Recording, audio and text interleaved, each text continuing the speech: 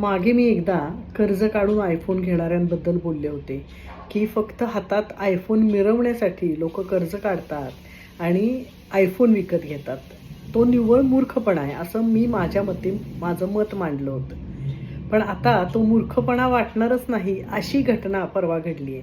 म्हणजे एका मुलाने आपल्या आईवडिलांनी आपल्याला आयफोन दिला नाही म्हणून जीव दिला आणि त्याच्याबरोबर त्याच्या आईवडिलांनी आपला जीव गमावला. मला सांगा, या गोष्टीला काही अर्थ आहे का? अरे फोन तुम्हाला मिळाला नाही म्हणून तुम्ही जीव गमावता.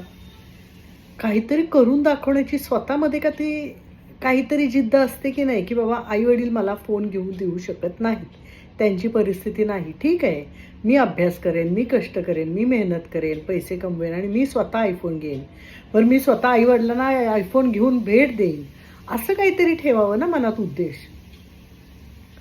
आई वडील आयफोन घेऊन देऊ शकत नाहीत म्हणून जीव द्यायचा, म्हणजे या गोष्टीला ना काही समर्थनच असू शकत नाही.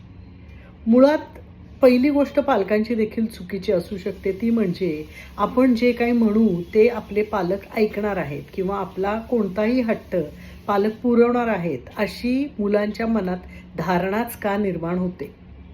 याचा अर्थ तुम्ही त्यांना कधीही नकारच दिलेला नाही आहे.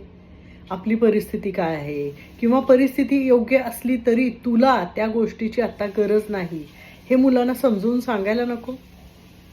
कधी प्रेमाने, कधी रागवून, कधी धाक दाखवून, पण मुलांना परिस्थिती काय आहे हे सांगायला हवंच ना आणि समजून द्यायला हवं. अशा छोट्या गोष्टीसाठी फोनसारख्या आपला जीव गमावणार पालकही आणि मुलंही, हे काय आहे? खरंच म्हणजे बुद्धी, ज्ञान, अक्कल या सगळ्या गोष्टी नाहीतच असं वाटायला लागलं मला. हकनाक जीव गेला त्या कुटुंबातल्या 3 माणसांचा. का? तर आयफोन मिळाला नाही म्हणून. कमाल या शब्दाशिवाय काहीच बोलू शकत नाही आपण.